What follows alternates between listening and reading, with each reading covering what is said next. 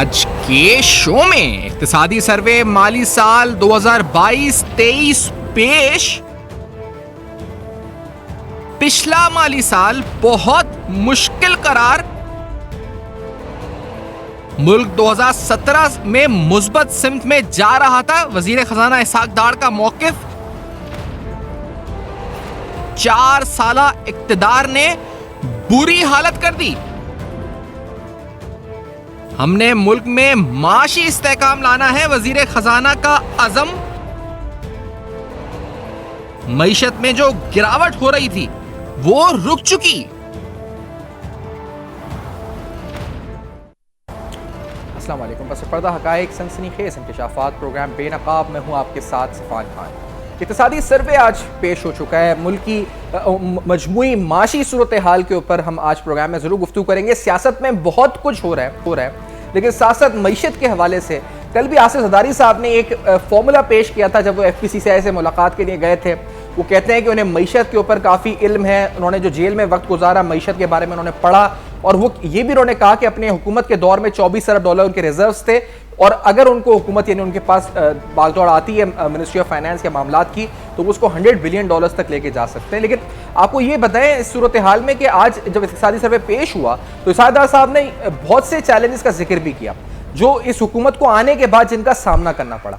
उन्होंने डॉलर का जिक्र भी किया। उन्होंने कहा कि डॉलर 217 रुपए तक वो लेकर आ चुके थे जब उन्होंने ये कहा था कि इसकी जो रियल वैल्यू है वो 200 से कम है, और आज भी वो कहते हैं कि ब्लूमबर्ग कहता है कि ये 244 रुपए है। लेकिन ऐसी माफिया एग्जिस्ट करती है कि जैसे ही वो अमेरिका गए तो पीछे से यकदम जो है डॉलर की कीमत में यानी रुपए के जो कदर थी उसमें यकदम कमी होना शुरू हो गई। और अब जो सूरत हाल है, जैसा उन्होंने कहा कि ब्लूमबर्ग ये कहता है कि 244 रुपीज जो है डॉलर की रियल वैल्यू है। मौजूदा सूरत हाल के अंदर आपको ये बताते चलें कि section 111 sub clause 4 income tax ordinance का, ITO का, यह भी कहा जा रहा है कि हुकूमत इस पर एक गौर कर रही है कि इसमें भी अमेंडमेंट की जाए। यानी इसमें अमेंडमेंट के बाद पाकिस्तान में $1 लाख तक अगर पाकिस्तान में रेमिट होता है तो उस पर कोई कानून या कोई सवाल जो है वो नहीं पूछा जा सकेगा अगर ये अमेंडमेंट होती है। तो इस स्कीम से तवक्को की जा रही है कि हुकूमत को खासतौर पे उसके एक्सटर्नल प्रेशर्स के हवाले से कुछ फायदा हो सकता है। साथ साथ हुकूमत की नजरें IMF के अलावा प्लान B पर भी हैं। आज मौसूल होने वाली खबरों के मुताबिक यूरो बॉन्ड के हवाले से भी गवर्नमेंट सोच रही है कि तकरीबन $2 अरब तक उससे रेस किए जा सकें। साथ साथ चीन के हवाले से भी ना सिर्फ ये कि उनका जो ऑलरेडी कर्जा है उसको रीफाइनेंस किया जाए, बल्कि मजीद कर्जे से अगर ऑल्टरनेट प्रोग्राम सोचा जाए IMF के हवाले से तो ये भी सोचा जा रहा है। लेकिन साथ साथ वजीर आजम पाकिस्तान ने एक बार फिर इस अज़म का इयादा किया और दोहराया है कि इस माह तक वो पुरुमीद है कि IMF प्रोग्राम यानी जो स्टॉल्ड इंस्टॉलमेंट है या जो 9th रिव्यू है, इस हवाले से कोई मुस्बत पेशरफ्त इस माह जून में एक्सपेक्टेड है। इसहाक डार साहब ने आज जिन चैलेंजेस का जिक्र किया अपनी प्रेस टॉक में, आज जब वो इक्तिसादी सर्वे पे थे, आपको जरा सुनाते हैं। Let's hear this first. आपको याद होगा कि बहुत शदीद किस्म के चैलेंजेस आ चुके थे। उसमें जो फिस्कल स्पेस थी वो श्रिंक हो चुकी थी, महंगाई का प्रेशर चल रहा था, वो अपवर्ड था, और जो हमारा करंट अकाउंट डेफिसिट है वो भी, अभी नंबर्स भी देख लेंगे, वो आसमानों की तरफ रवा दवा था, और हमारी जो फाइनेंसिंग नीड्स थी वो बढ़ती जा रही थी। जाहिर है कि अगर आपका डेट स्टॉक बढ़ेगा, आपका इंटरेस्ट रेट बढ़ेगा, पॉलिसी रेट बढ़ेगा, तो आपकी फाइनेंसिंग नीड्स भी उसी तरह बढ़ेंगी।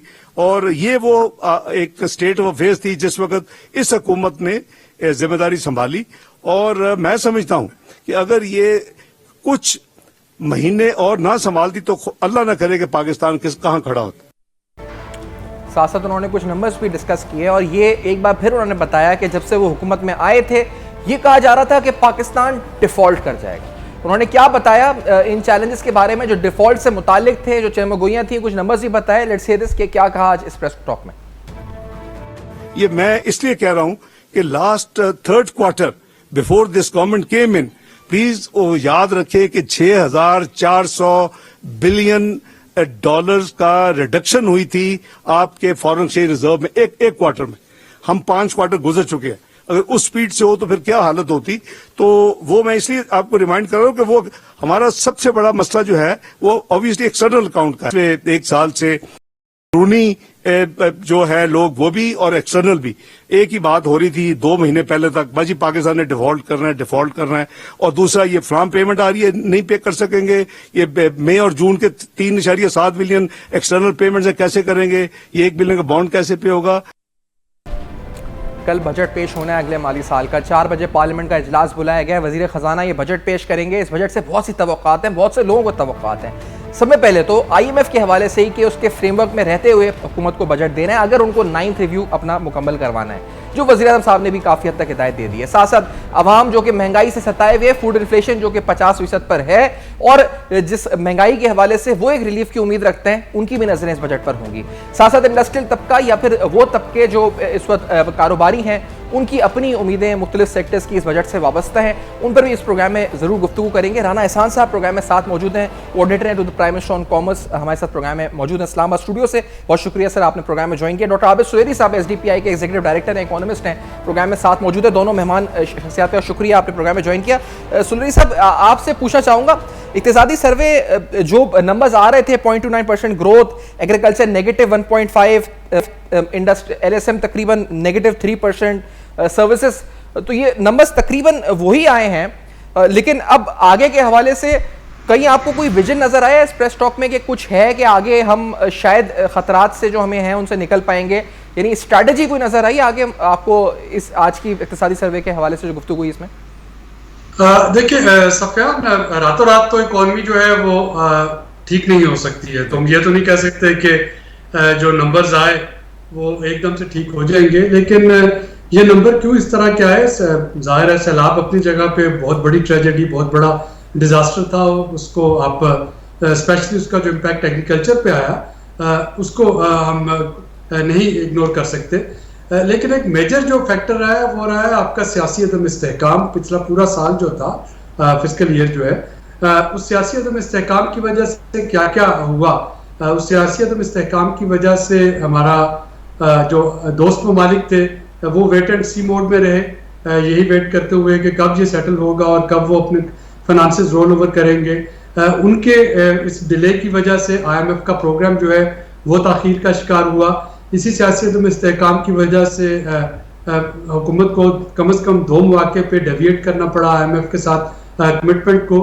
एक तो जो PTI के अनफंडेड एनर्जी सब्सिडीज थी उनको जारी रखना पड़ा, और दूसरा जो एक्सचेंज रेट था, जो इंटर बैंक रेट और ओपन मार्केट में एक बहुत बड़ा फर्क आ गया था, वो एक मेजर चैलेंज बना रहा।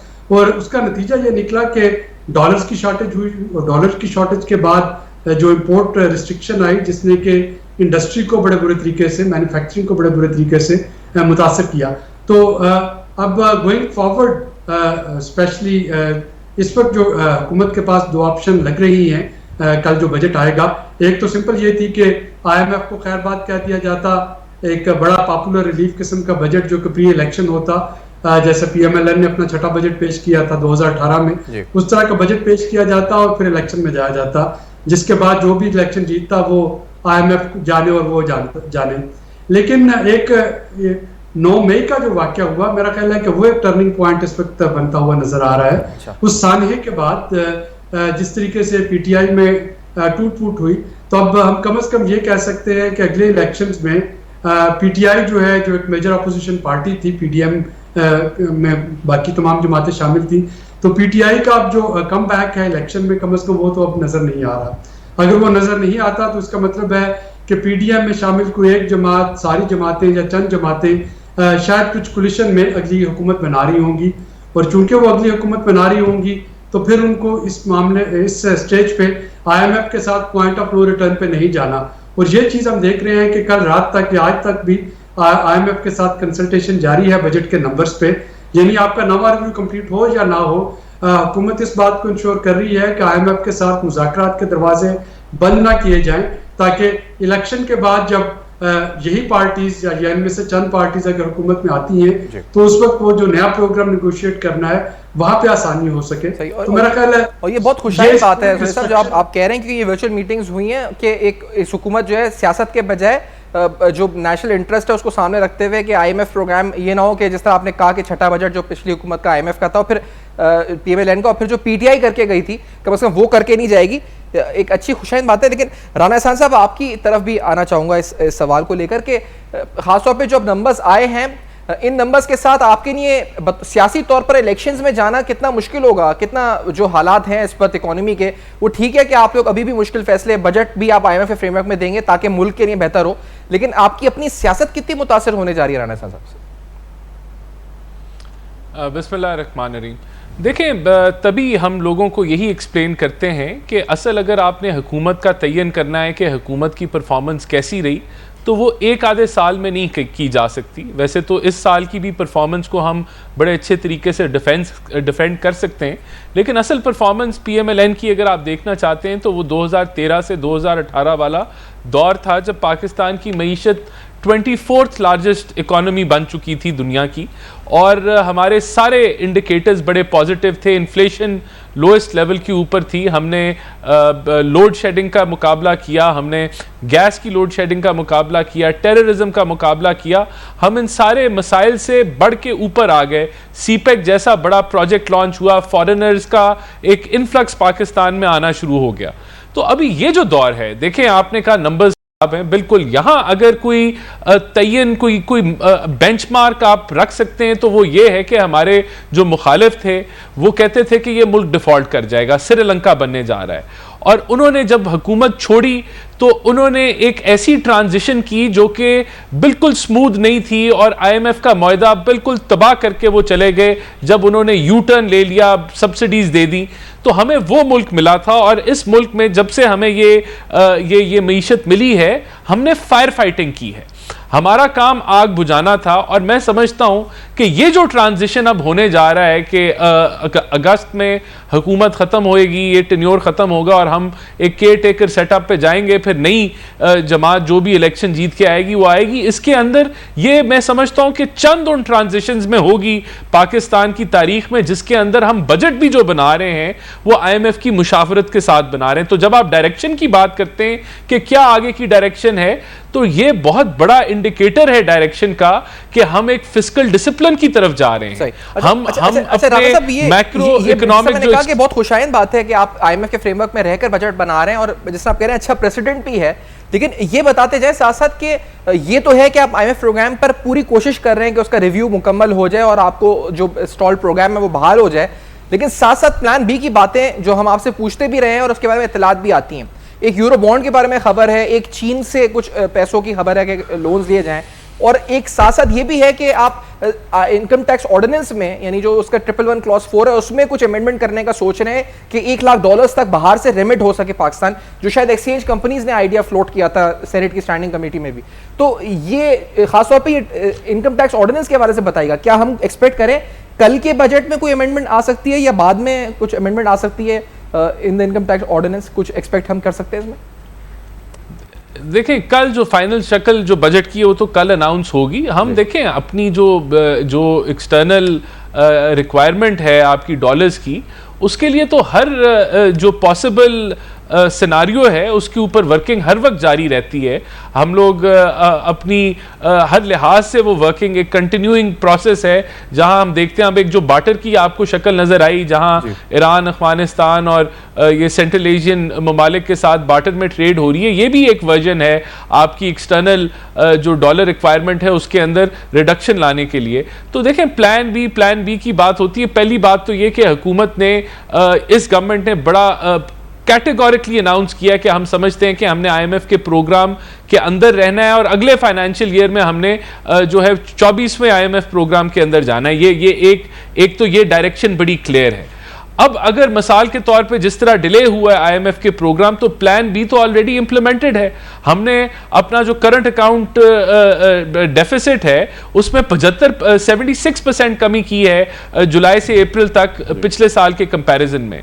तो ये पहले साल के शुरू में ऐसा प्लान नहीं था, लेकिन हमने वहां से मैनेज किया और मुल्क को हमने मनूवर किया कि आप एक जो है सस्टेन कर रहे हैं। तो आगे जाने की जो डायरेक्शन है वो तयन है, वो हमने अनाउंस कर दी हुई है। अगर हम बजट के नंबर शेयर कर रहे हैं तो यही डायरेक्शन है। तो रेस्ट एश्योर्ड जो लोग प्रोग्राम देख रहे हैं कि हम जो एक IMF के प्रोग्राम के साथ अभी भी हम पुरुमीद हैं कि 9th रिव्यू होना चाहिए। अभी मुमकिन तौर पे अगर मिसाल के तौर पे 30 जून आ जाता है तो ये भी मुमकिन है कि एक्सटेंशन के ऊपर बातचीत हो। अभी इसके ऊपर मैं कॉन्फर्मेशन नहीं आपको दे सकता, लेकिन इनकम टैक्स ऑर्डिनेंस वाला ऑप्शन भी है राना साहब। जी ये ऑप्शन है जी ये ऑप्शन है, लेकिन ये अगर फाइनल कल आता है नहीं आता वो तो कल ही अनाउंस होगा। मैं पहले से नहीं आपको ठीक है इसके ऊपर मैं कुछ कह सकता। करेंगे आफ्टर दिस ब्रेक। आप सुरेश साहब से भी पूछेंगे। आसिफ जरदारी साहब ने जो पेश किया वो, फिर जो बार्टर ट्रेड की बात हुई है, सुरेश साहब ने इस पे कुछ लिखा भी है, उस पर उनसे सवाल भी पूछेंगे। नज़ीर लगारी साहब भी साथ होंगे आफ्टर दिस ब्रेक। मैसेज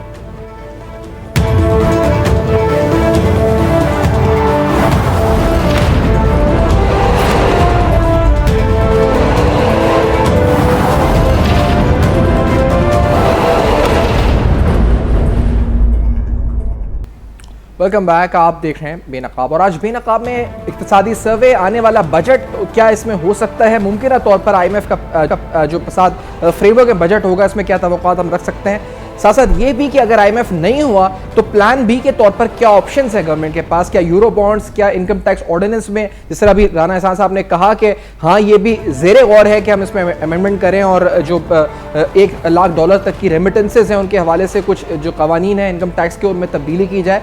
तो ये सारी अहम डेवलपमेंट्स हैं। चीन की तरफ भी हमारा इंसार है। तो इस पूरे मामले को लेकर जो है इस वक्त हुकूमत आगे बढ़ रही है।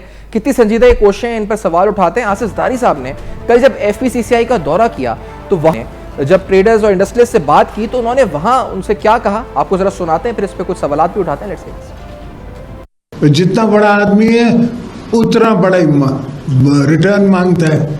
So we can do it among ourselves. Punjab के इतने बड़े बिजनेसमैन हैं, आप इकट्ठे हो जाएं, इंडस्ट्रीज चूज कर लें, उस पर ग्रुप्स बना लें, आप बनाएं एंड अपने जेब से डालें। We will guarantee them, we will guarantee those loans, we will guarantee your investment. Mahathir came to Pakistan when he was invited, and one sentence I remember of his is better than anything else. He said, पहले अपने लोगों को अमीर तो करो, फिर tax करो। आवेश रही साहब, इस पर पहले आपका कमेंट लेना चाहेंगे कि पहले अमीर करो और फिर टैक्स लगाओ। महातीर को उन्होंने कोट किया आसिफ जरदारी साहब ने, और उसके बाद उन्होंने इससे पहले जो उन्होंने कहा कि हम ग्रुप बनाएं और ग्रुप बना के यहाँ पे इन्वेस्टमेंट लेकर आएँ और वो फैसिलिटेट करेंगे, कोई मसाइल नहीं होंगे। तो इससे मुराद आप क्या इससे इंटरप्रेट करते हैं एज एन इकोनॉमिस्ट आवेश रही साहब, कितना वर्केबल है ये आइडिया?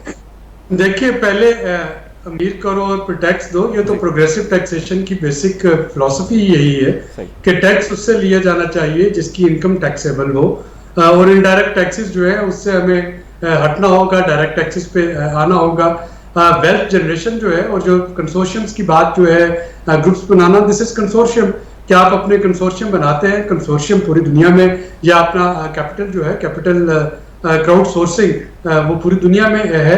तो जाहिर है कि अगर हमारे यहाँ उसके बाय द वे उस तरीके के लॉज जो हैं उसको रेगुलेट करने के लिए क्राउड सोर्सिंग के लॉज नहीं है, तो क्राउड सोर्सिंग की बात हो रही हो, कंसोर्शियम की बात हो रही हो, ताकि जो चंद ग्रुप्स है उनकी मोनोपोली खत्म हो सके। इस वक्त आप देखें कि चूंकि हमारे पास वेल्थ उस तरीके से नहीं है, ग्रुप्स नहीं है, तो जब भी कोई प्राइवेटाइजेशन की बात होती है, जब भी कोई आता है तो 2-3 ग्रुप्स ही होते हैं, और जो ही वो मैदान में आते हैं तो उनके अलावा कोई कंपेटिटर तो है नहीं, तो फौरी तौर पे हर चीज जो है पोलिटिसाइज हो जाती है। तो मेरा ख्याल है कि जरदारी साहब ने ये बिल्कुल जो इकोनॉमिक थ्योरी और इकोनॉमिक प्रैक्टिस है जो पूरी दुनिया में बेस्ट प्रैक्टिसेस, उन्हीं की वो बात कर रहे हैं, और उसी को आइडियल हालात में आगे लेके जाना चाहिए। अनफॉर्चुनेटली हमारे ऐसा नहीं हो पाया, क्योंकि हम वेल्थ क्रिएशन जो है लेकिन क्योंकि आपने अभी आवेश साहब सुना है, राना एहसान साहब ने बड़ी एक अहम बात की थी कि हम फायर फाइटिंग में लगे रहे पूरा जो साल है, तो हमारी जो हुकूमतें आती हैं वो और उनकी सर्कमस्टांसेस ऐसी होती हैं कि वो फायर फाइटिंग में ही लगे रहते हैं, क्योंकि आगे बढ़ ही नहीं पाते, क्योंकि ये डेडलाइन मीट करनी है, पेमेंट्स देनी है, एक्सटर्नल पेमेंट्स देनी है, ये करना है। और अगर रिफॉर्म्स होते भी हैं तो इतना बड़ा उस पर रिएक्शन पॉलिटिकल आ जाता है, जैसे रिटेल सेक्टर को अगर आप नेट पे लाएं तो वो भी नहीं मुमकिन हो पाता। तो शायद ये कोई भी पॉलिटिकल गवर्नमेंट कर पाएगी क्या, आपको लगता है? ये सारी जो बातें हैं लेकिन अमल कर पाएगी क्या आबिद साहब? देखिए, 2 बुनियादी रिफॉर्म्स हैं जिसपे मेरे जाती ख्याल में जो 2 मेजर पॉलिटिकल पार्टीज हैं उनमें इस वक्त कंसेंसस नहीं हो पाएगा। एक है प्राइवेटाइजेशन, स्पेशली स्टील मिल्स और पीआईए की जब भी प्राइवेटाइजेशन की बात आएगी, जो कराची चूंकि उनके हेड ऑफिस हैं, तो आप देखेंगे कि वहाँ पे पीपल्स पार्टी और एमक्यूएम जो है वो उनकी मुखालफत कर रहे होंगे, क्योंकि वोट बेस जो है वो इफेक्ट होगा। जो ही ट्रेडर कम्युनिटी पे, मर्चेंट्स पे फिक्स टैक्स की बात आएगी, जो कि पीएमएलएन का वोट बैंक है, तो वहाँ पे पीएमएलएन उसको रेजिस्ट कर रही होगी। और ये एक आइडियल अपॉर्चुनिटी है इस वक्त, जब हम चार्टर ऑफ इकोनॉमी की कल आसिफ जरदारी साहब ने भी बात की, और हमें मालूम है कि वजीर आजम भी चार्टर ऑफ इकोनॉमी के हामी हैं, तो पीडीएम में जो शामिल जमातें हैं, कम से कम उनके साथ चार्टर ऑफ इकोनॉमी इस वक्त हो जाना चाहिए। जो ही इलेक्शन शुरू होंगे तो ये जो गवर्नमेंट अलायंस है ये खत्म होता आपको नजर आएगा और राइवलरी शुरू हो रही होगी। तो आज एक बेहतरीन मौका है कि ये 13 जमातें आपस में चार्टर ऑफ इकोनॉमी करें। एसडीपीआई इस पे ऑलरेडी काम कर रही है और हम इंशाल्लाह ओवर द वीकेंड कुछ चीजें जो है वो पेश भी कर रहे होंगे, और हम चाहेंगे कि इस वक्त पीडीएम हुकूमत के अंदर चार्टर ऑफ इकोनॉमी जो है वो साइन कर ले। तो आपने बार्टर ट्रेड के ऊपर एक कॉलम भी लिखा था आबिद साहब कुछ दिन कबल, जिसमें आपने स्टार्ट ही इससे किया था, जो रिचर्ड निक्सन के उस पर ट्रेजरी हेड थे, कि dollar is our currency but it is your problem. फिर उसमें कुछ नंबर्स भी कोट किए थे, लेकिन आपने ये लिखा कि वो जब तक हम अपनी कैपेसिटी नहीं बिल्ड करते, गुड्स एंड सर्विसेज इतनी होती नहीं कि हम एक्सपोर्ट कर सकें, तो उसके बगैर वो भी मुमकिन नहीं है। तो क्या ये भी कोई मैजिक स्टिक है बार्टर ट्रेड, या एक इन द लॉन्ग टर्म जाके कोई फायदा है इसका? आबिद साहब देखिए, it's a good attempt to dedollarize, लेकिन असल चीज ये है कि जब हम एनर्जी मंगवा रहे होंगे, हमारा तो main, we are energy thirsty country, अगर हम रशिया से, ईरान से या अफगानिस्तान से कोयला, वो भी एनर्जी की एक फॉर्म है, तो उसके बदले में हम कितने आलू या प्याज या टिंडे या हरी मिर्चें जो है वो दे सकेंगे? तो जब तक आपके पास अपनी एक्सपोर्ट डाइवर्सिटी नहीं होती, एक्सपोर्ट बास्केट की, जब तक आपके पास एक ट्रेड सरप्लस नहीं होता, बार्टर ट्रेड भी उसमें सिर्फ ये हो रहा होगा कि आप डॉलर से अपनी डिपेंडेंसी जो है वो कम कर रहे हैं, लेकिन कुछ ना कुछ तो चाहिए बदले में देने के लिए। सेकंड, उसमें जो मेजर चैलेंज है, जो एसआरओ मैंने पढ़ी, उसमें लिखा है नॉन सैंक्शनड आइटम, तो trade off non sanctioned item. अब नॉन सैंक्शनड आइटम जो है वो जिसने भी ये एसआरओ बनाई उसने तो अपनी जान छुड़ा ली, लेकिन एक जो ट्रेडिंग कम्युनिटी होगी, जो हमारे होंगे ट्रेडर्स होंगे, उनको बताना पड़ेगा कि कौन कौन सी आइटम ऐसी हैं जो कि सेकेंडरी सैंक्शन में नहीं आएंगी अगर उनको बार्टर किया जाए, और कौन सी ऐसी हैं जो कि सैंक्शन में आने का जिनका खतरा है। तो ये दो चीजें, यानी आइडिया जो अच्छा है, इट्स अ गुड स्टेप जैसा कि मैंने लिखा, लेकिन it's not a magic wand. तो इसको हमें जाहिर है कि गोइंग फॉरवर्ड थोड़ा सा इस पे काम करना होगा, पोटेंशियल इसमें है, लेकिन ये फौरी तौर पे आपको इसके सम्राट नहीं मिलेंगे। सही है। इसके साथ साथ नज़ीर लगारी साहब भी साथ हैं, उनको भी खुशामदीद कह देते हैं, लेकिन राना साहब आपसे पूछना चाहूँगा पहले, आईपीएसएस का भी एक सर्वे आज आया, उसने बताया कि पाकिस्तान में कितने सेक्टर्स में टैक्स चोरी हो रही है। उनकी फिगर अराउंड 1000 बिलियन है, उसमें उन्होंने रियल एस्टेट की बात की अराउंड 500 बिलियन, सिगरेट सेक्टर की बात की है, और मुख्तलिफ उन्होंने इंडस्ट्रीज की बात की है जहाँ पर टैक्स एवेजन या चोरी हो रही है। तो हम कितना एक्सपेक्ट करें कि ये लूप होल्स कवर होंगे इस बजट में? और साथ साथ जो सब्सिडीज हैं, क्योंकि अभी भी हम देख रहे हैं कि 1000 अरब से ज्यादा की सब्सिडीज कहा जा रहा है, पेट्रोलियम सेक्टर को दी जाएगी, कुछ सेक्टर्स को और दी जाएगी, तो ये जो सब्सिडी है ये हमें आईएमएफ देने देगा? सुरेश साहब देखिए, सबसे पहले सबसे पहले तो 9 लाख जो हैं वो लोगों को टैक्स नेट में जो है वो इंक्लूड किया जा रहा है, तो डेफिनेटली ये एक बड़ी प्रोग्रेस है, एक बड़ी अचीवमेंट है। अब कोशिश होगी कि इस साल उस टारगेट से भी आप आगे बढ़ें और जो है वो 15-20 लाख लोगों को इंक्लूड किया जाए। देखें, जो आपने कहा कि रिटेल सेक्टर में है, उसके भी टारगेट सेट हैं, तकरीबन पीओएस के जो हैं टारगेट्स हैं, जो पॉइंट ऑफ सेल का जो सिस्टम नया इंट्रोड्यूस किया गया है उसको तकरीबन डबल करना है।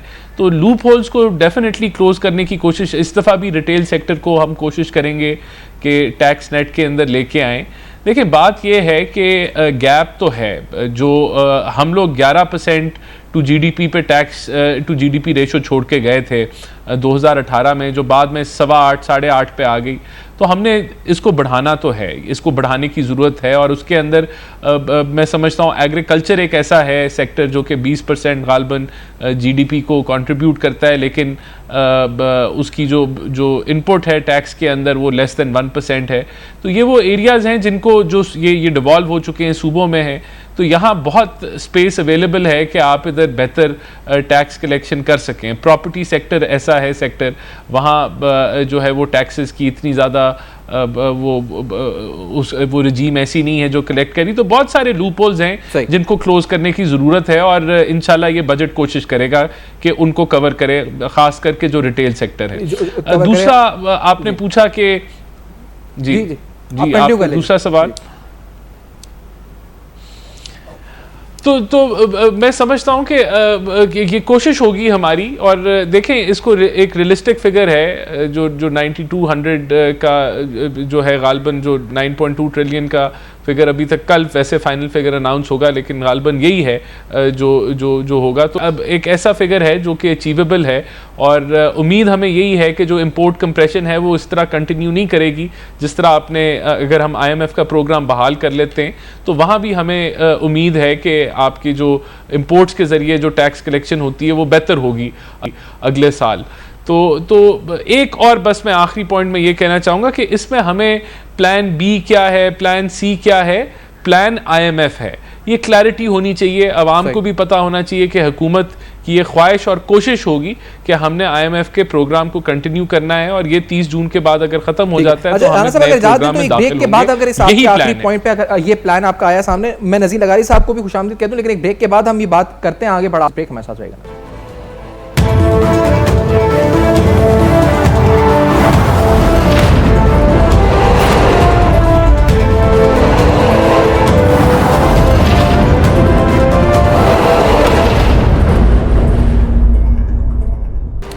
Welcome back. आप देख रहे हैं बेनकाब, और आज बेनकाब में सियासी सूरत हाल, माशी सूरत हाल, बजट खास तौर पे हम ज़ेरे बहस। लगारी साहब, आपको खुशामदीद कहते हैं, सीनियर सहाफ़ी तज़ निगाह नज़ीर लगारी साहब प्रोग्राम में साथ मौजूद हैं। ये फरमाएं कि मौजूदा सियासी जमातों उनकी तवज्जो आपको लगता है ख़ास तौर पर कुछ दिन से मईशत की तरफ गई है। आसिफ ज़रदारी साहब ने कल कुछ सोल्यूशंस पेश किया गया जब उन्होंने दौरा किया। मौजूदा हुकूमत कह रही है कि हमारी अब तवज्जो मईशत की तरफ है। आपको लगता है कि कुछ उम्मीद इस सियासी इस्तेहकाम जो थोड़ा बहुत नसीब हुआ है उस हवाले से हमें कुछ माशी इस्तेहकाम भी कुछ दिनों में नसीब हो सकता है? नज़ीर लगारी साहब क्या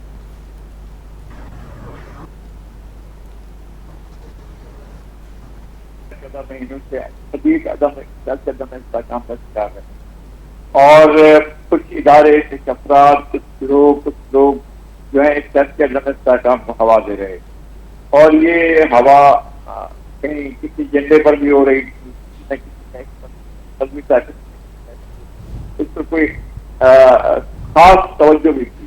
मेरा ख्याल है कि अब आप इस बहरान से निकलते हुए महसूस हो रहे हैं, लेकिन मैं अब भी ये समझता हूँ कि 9 मई को अगर ये खत्म किया जाए कि 9 मई खत्म हो गया है और गुजर गया है, अब 9 मई नहीं आ सकता या नहीं आएगा, तो ये हमारी भूल होगी। इसलिए कि जो नफरत तारीख थी वो कम नहीं हुई है, और वो वैसी की वैसी है। आपकी मईशत, आपकी मुआशरत, आपका समाज, आपकी सोसाइटी, तमाम, और आपके तमाम इदारे, तमाम अफराद, तमाम जमातें जो है वो एक ऐसा